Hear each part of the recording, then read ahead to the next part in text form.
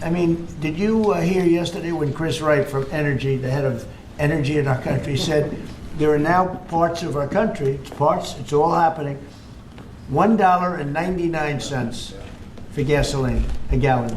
Well, it's been a while since we checked in with the economy on the United States side of the border. Let's have a look and see if it measures up against the things that the mainstream media is trying to put out there.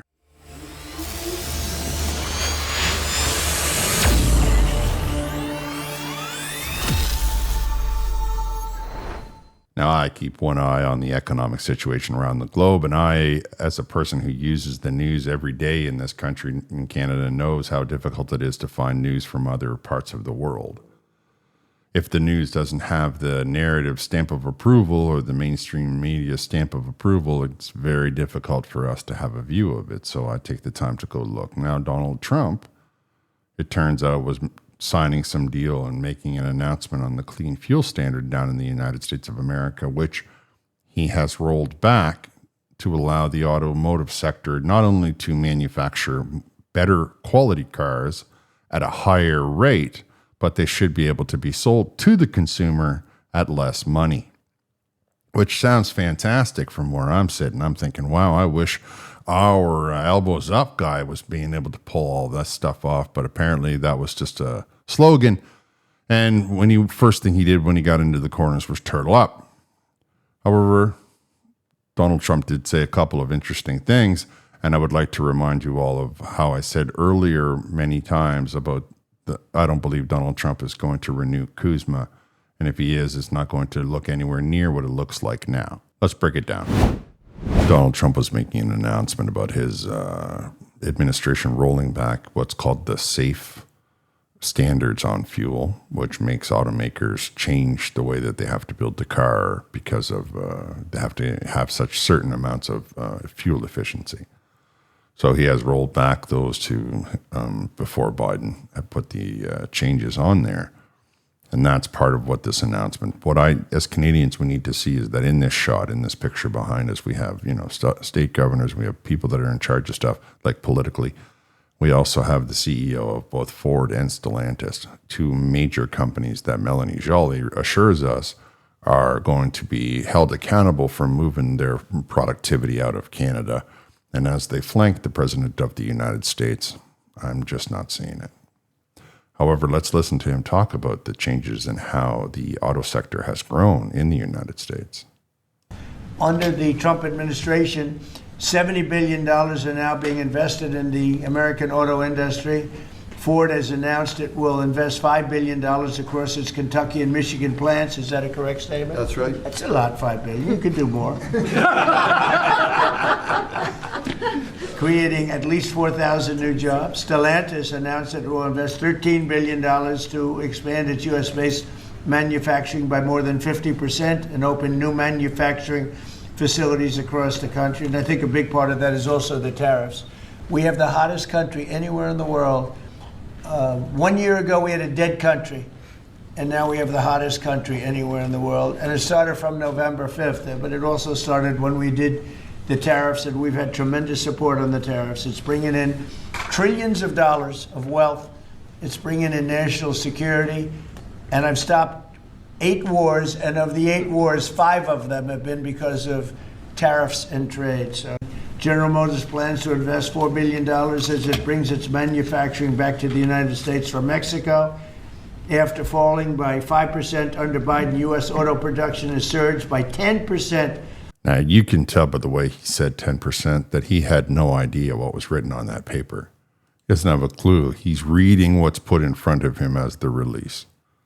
So even though it was 5% down, it's now 10% up, and you could hear from his incredulation that number is very good, and I have to agree with him.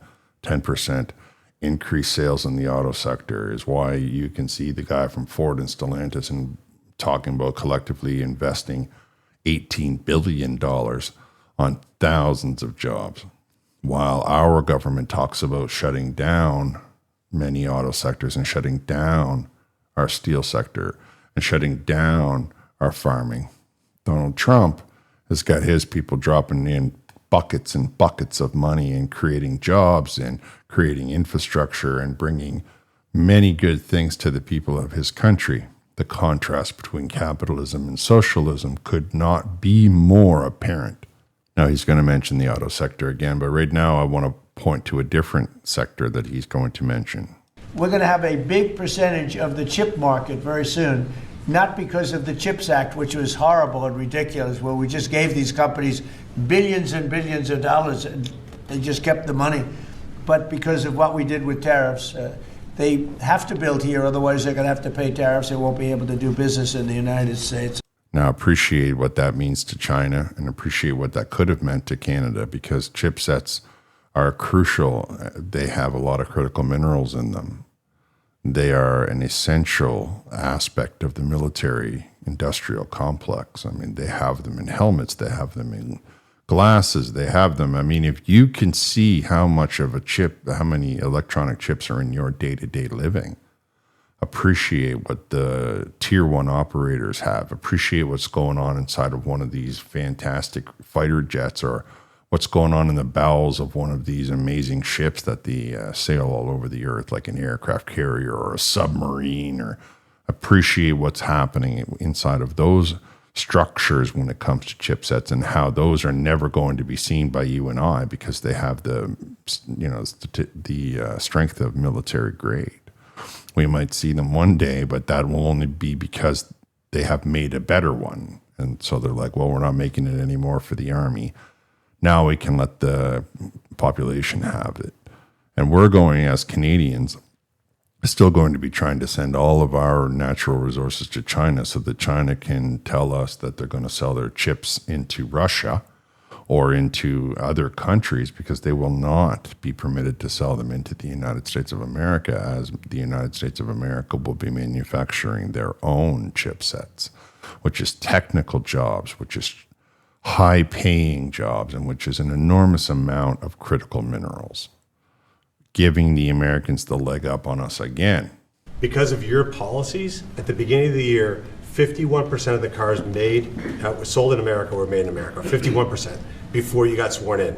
Last month, that number was 57%. We moved it 6 points, which nobody thought would be possible in 4 years. We did it in 10 months.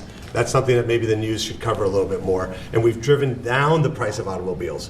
The car prices for consumers are down before you did. Just about everything is down. You know, this whole thing is, they use the word affordability. It's a Democrat hoax. They're the ones that drove the prices up. I mean, did you hear yesterday when Chris Wright from Energy, the head of energy in our country, said there are now parts of our country, it's all happening, $1.99 for gasoline, a gallon. $1.99 for a gallon of gasoline, and a car that's cheaper to buy, which means that it will be cheaper to insure, which means that it will be more affordable for everyone, including single mothers, including new arrivals. $1.99 for a gallon of gasoline in some sections of the United States of America is approximately 50 cents a liter for you and I. 50 cents a liter for Canadians is what they're paying for gasoline down in the United States of America. 50 cents a liter. It's decades since it's been 50 cents a liter in Canada. Decades. And Donald Trump managed to pull it off in under a year, while the Liberal Party runs around the country talking about how they're investing in this and they're investing in that. Our standard of living is not improving. The prices of our stuff at the pumps, the prices of our stuff in the grocery store, the prices of our stuff in any store has not improved. And that needs to be the yardstick to which we measure them by. Trillions in investment. All of the big industry automakers are in support of what Donald Trump is doing. The consumer has cheap gas. The consumer is getting an inexpensive car, which gives them freedom, which gives them mobility. We have the chipsets coming into the United States of America, which means sooner or later Canada's going to have to be buying their computers made in America. And then he allows the reporters to ask him a couple of questions. My question, I got one about consumer confidence. We just came off one of the record high Black Friday, up 9.1%. Record high, highest ever, biggest amount ever purchased in one day. Yeah. the biggest amount ever purchased in one day, and it's a month before Christmas. It's the one up 9%. The guy said, if you were able to hear him, 9% over the old record. Now, where are we spending that kind of money in Canada? Canadians are not spending that kind of money. The household expenditures are going to the Carney's Wall Street or Bay Street friends, going to his bankers, going to the people with businesses, but it's not going to the small industries. It's not going to the enjoyment and the luxuries that you just heard an individual mention and reference when he talked about a 9% kick on the Black Friday sale that just went by at the time of Thanksgiving, which is traditionally the first marker, as I've told you all before, for the health of the American economy and the economy globally at large.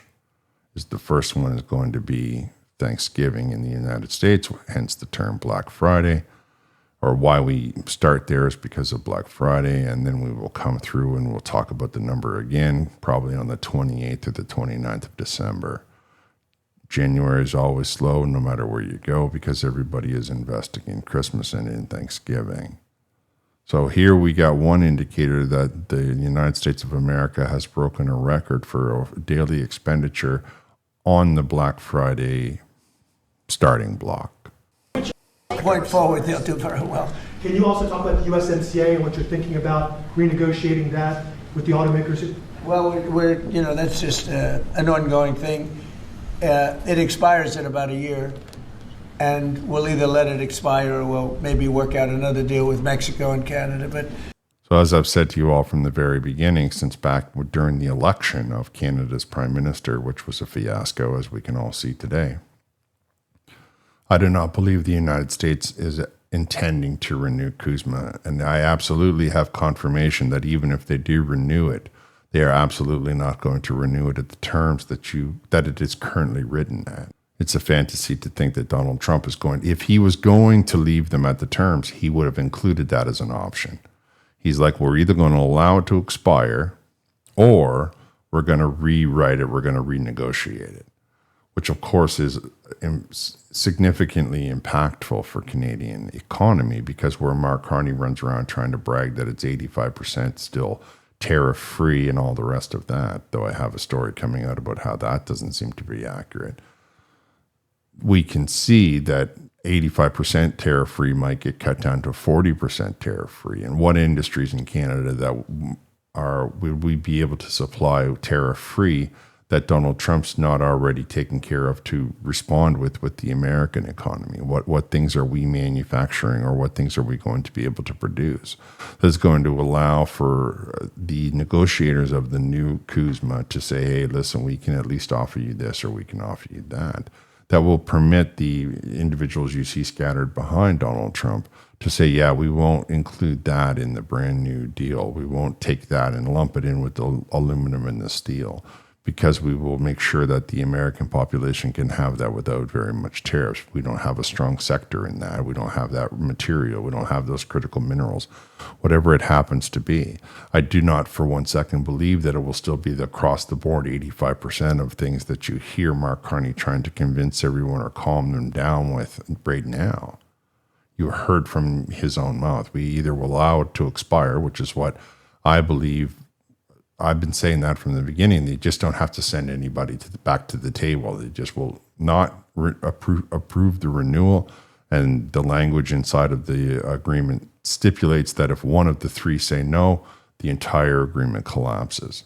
Now, we can go back and forth about how there might be help for Canada or it might be good for the United States and where's poor Mexico and all of this. And there are certainly things inside of that particular conversation that lend me, or at least make me believe that what he's really going to end up doing is renegotiating it, or else he wouldn't have slipped that into the conversation. So I don't believe that he's going to allow it to expire completely, though I do believe that he will bring down those tariff-free products under 50%.